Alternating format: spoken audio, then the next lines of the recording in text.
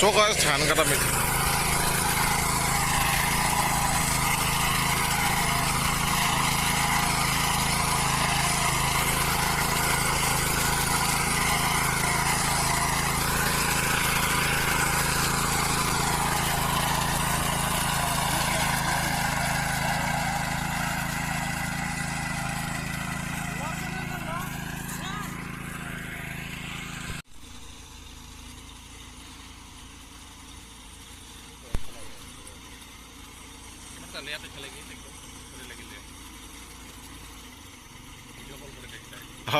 ধান কাটা মেচিন এটা বান্ধাতেহে 12 বাজব না।